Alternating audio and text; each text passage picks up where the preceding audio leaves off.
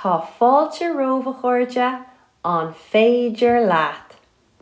Hi chuirde, inniu tá mé chun Rita agus an lampa dríochta a léamhdíobh ag Moiraze agus Mr. Ando fáiltethe ag an snáthad mhór. Seohí Rita. Bíonn na smaointe is fear ag Rita, agus is brá leithí bheith geannas. Ach, in amana, ní dhéanann daoine eile an rud a deirtar leo. Is fua le Rita é sin. Ba mhaith le Rita lampa dríochta. Déanann ginnad an lampa cíbe rud a éireann tú. Is cuma cad é?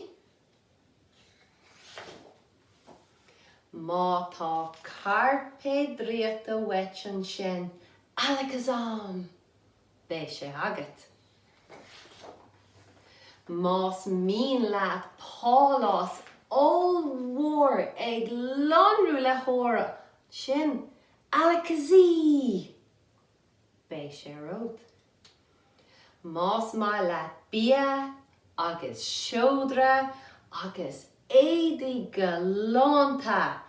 Zim, zam, alakazoo. Is iad sin a dheoí tú. Ní bhéart rudaí a roinnt mar a málaat fiú.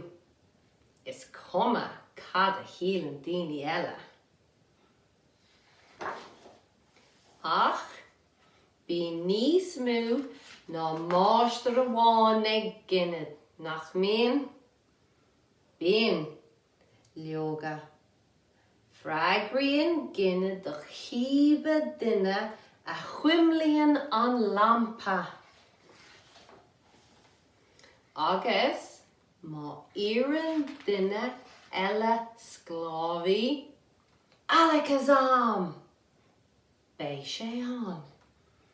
Agus más mín le duine eile an ruúig a chur ar a ghrifhór hiag an ásach, well, alachasí, sin díreach an rud a chur luí.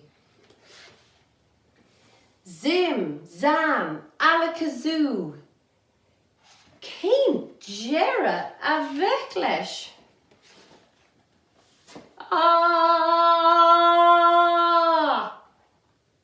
Dathraigh Rita a hintin. Ní hé sin an chríoch a bhí I gceisteicí.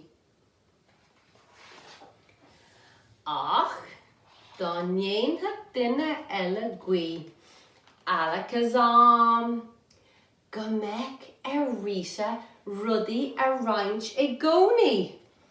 Agus dá ndéarfach duine eile, alachasí, turas a bháin deireanach ar an carpe dríochta.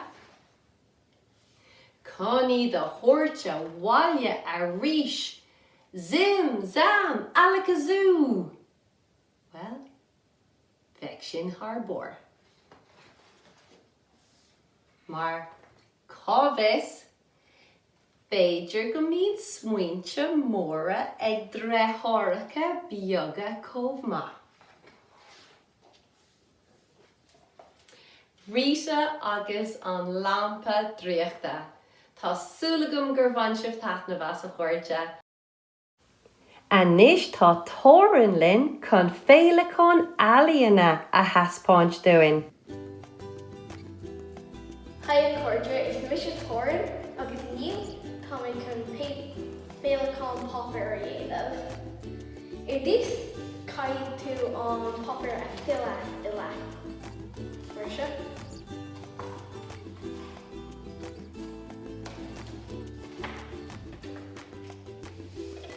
An sin chuir tú an de lámhéir, mar seo, agus tarraíonn tú imlína.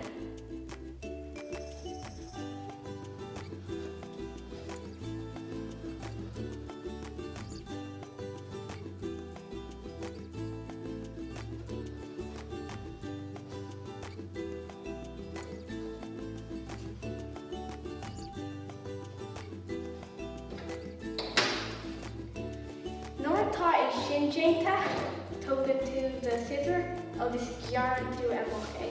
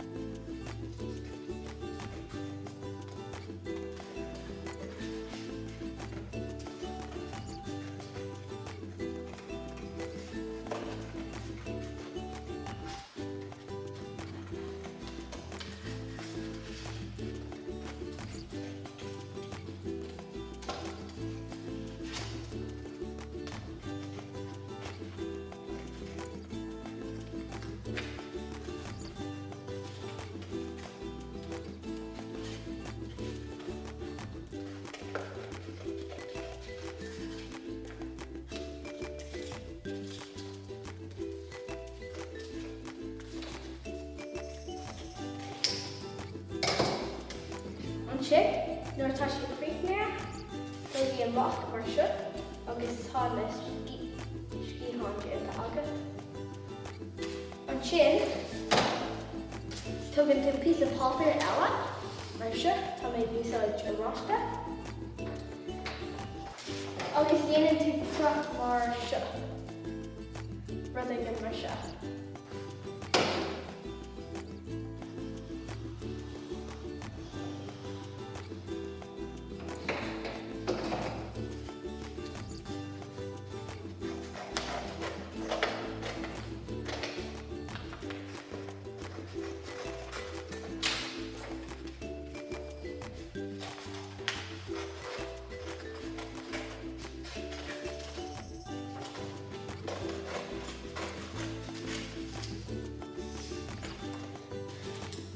Nuair tá é sin déanta agat, tugann tú na scíthán, chuireann tú piece of glue ar é agus chuireann tú é seo ar na scíthán agus an sin tá sé agat.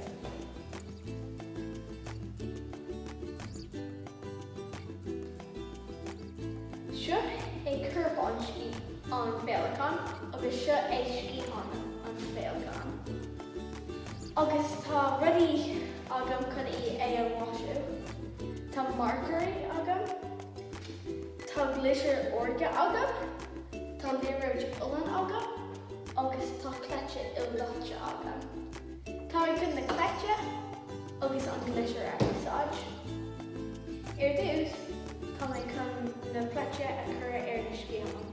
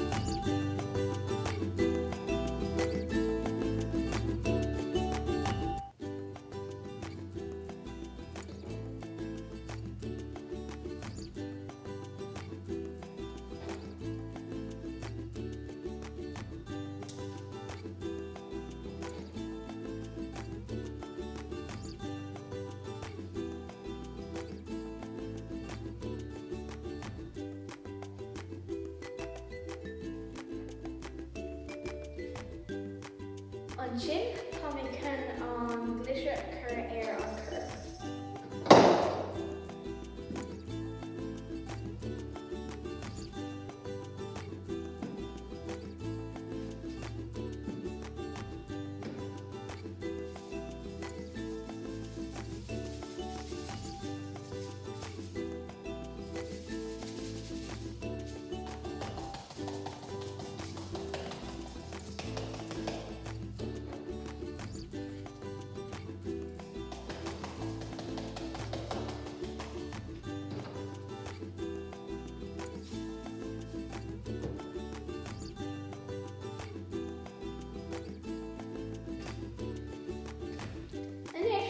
sin ba féilcán.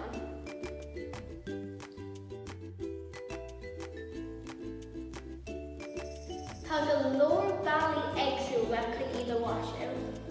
Tá mé chun a bhaisiú an ceann bhaintearmse, le glitter agus líreoid ólan ar bhaite.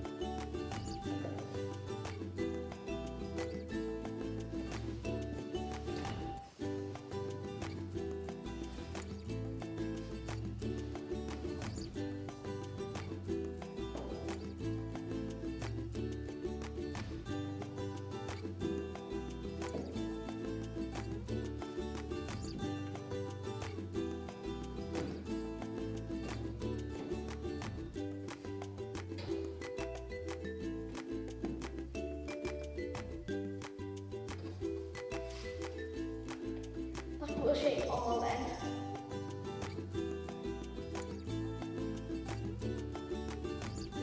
Tasúla go go hatan siúd le. Clár na cuairte. Bígí linn ag úsáid an Gaeilge. Slán!